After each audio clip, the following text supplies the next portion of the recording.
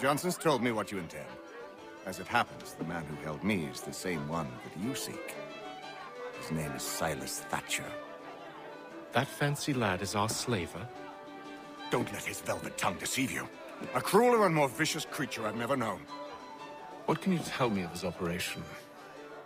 He hosts at least 100 men, more than half of whom are redcoats. All this for some slaves? Hardly. The man's a commander in the King's troop, in charge of the Southgate Fort. We need to find a way inside.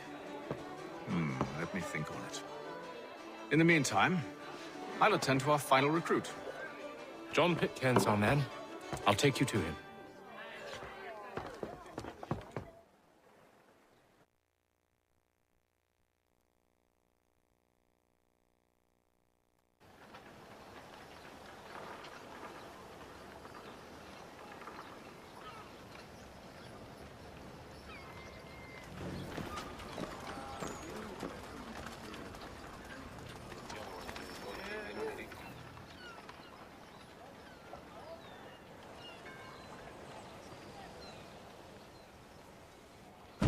State your business.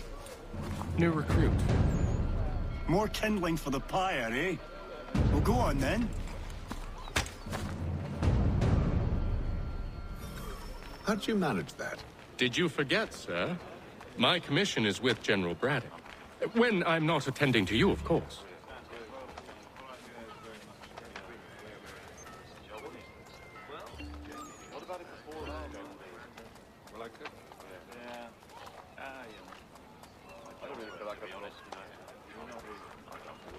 Pitcairn, you fool! Your acts are treacherous. Give me one good reason. I shouldn't kill you right now.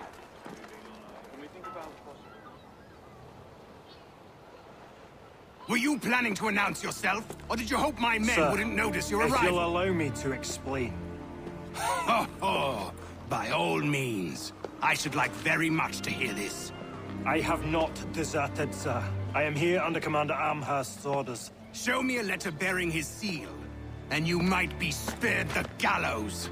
I have no such thing. The nature of my work, sir. It's the sort of thing best not put to paper. Haytham. General Braddock? I suppose I shouldn't be surprised. Wolves often travel in packs.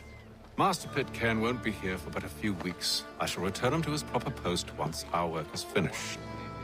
The devil's work, no doubt.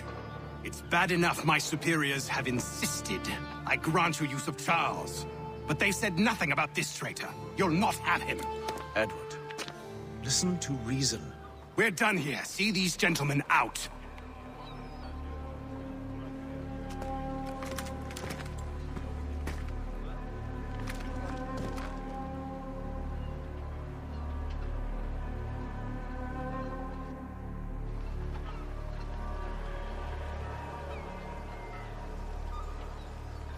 Well, that didn't go as I expected.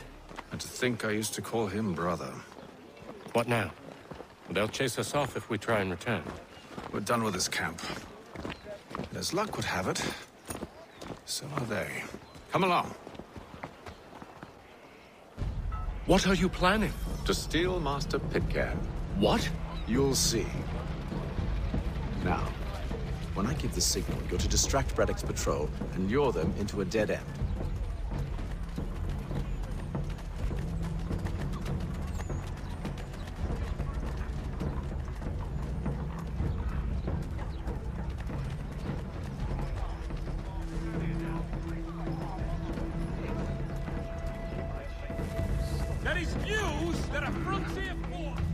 Where's Rapstein Marlborough? No. Its residents are too content. Their homes are nice, their days untroubled. What of Lynn or Ship Street? Yes. Those fresh arrived are often soon in dire straits. They're more likely to seize upon an opportunity to fatten their purses and feed their young.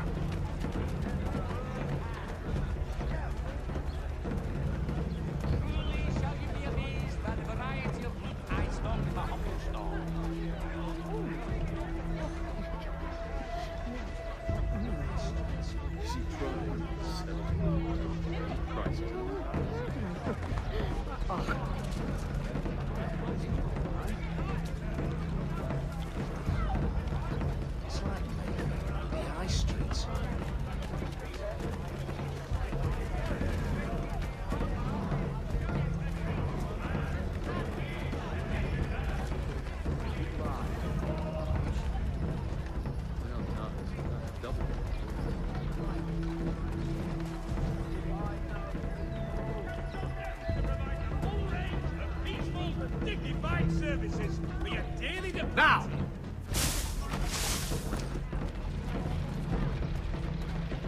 And today's one.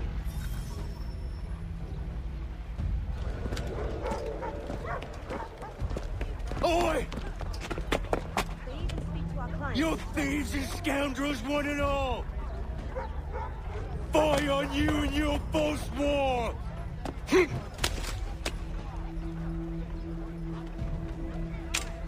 After him!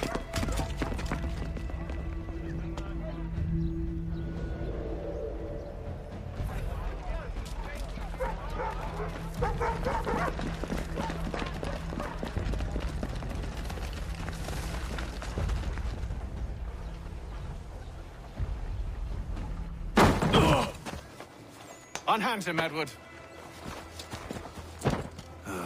You again. Let us go.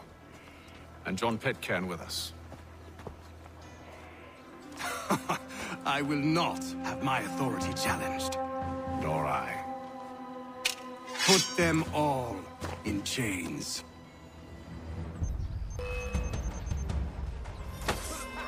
Oh, hell. I need help.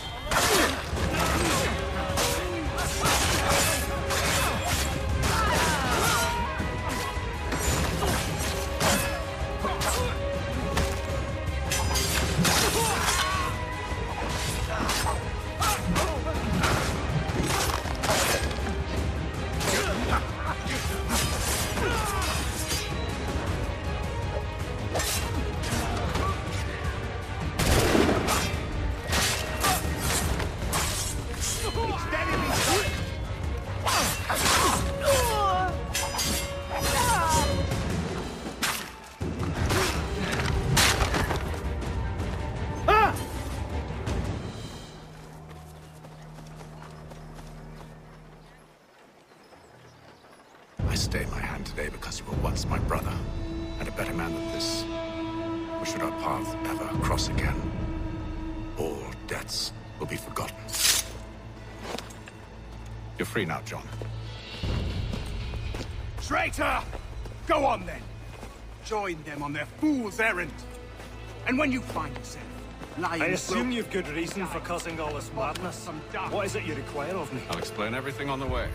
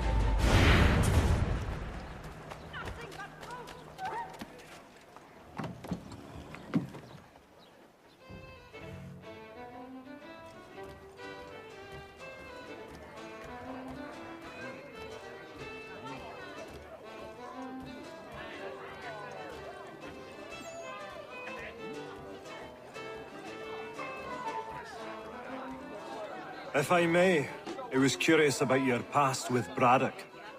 You two clearly have a history.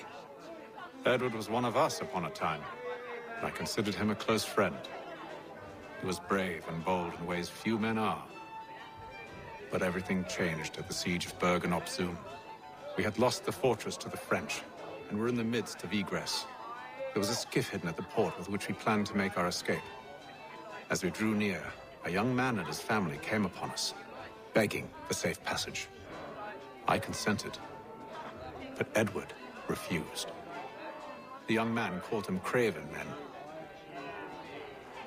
So Edward killed him and all the rest, even the children.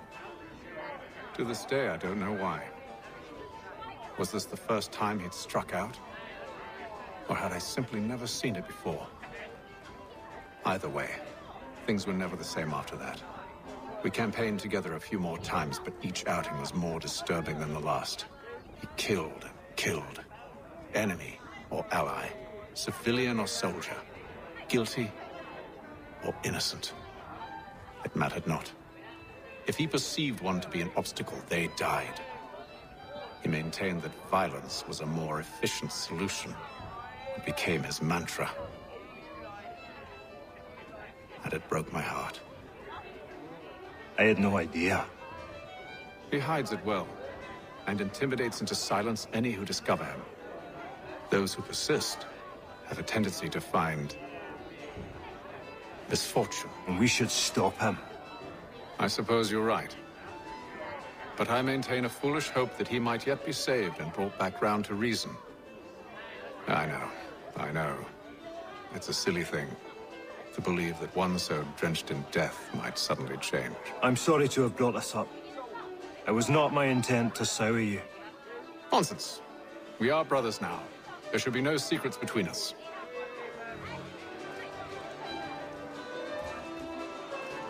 I'll let you know as soon as I have something. So, a question for you. Why medicine? I'm supposed to tell you I care for my fellow man, right? That I chose this path because it allows me to accomplish a greater good. Are these things not true? Perhaps, but that's not what guided me, no. For me, it was a less abstract thing. I like money. There are other paths to fortune.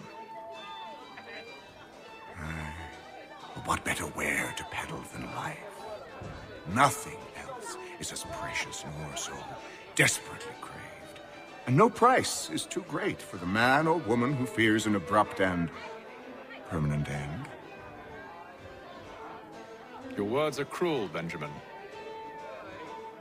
But true as well. You took an oath to help people, did you not? I abide the oath, which makes no mention of price. I merely require compensation. Fair compensation. For my services. And if they lack the required funds? Then there are others who will serve them. Does a baker grant free bread to a beggar?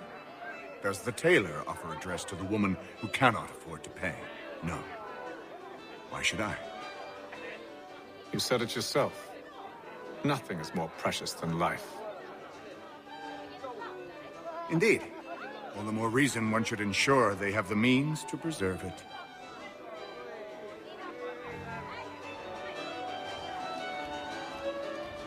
I hope you and the General find a way to patch things up.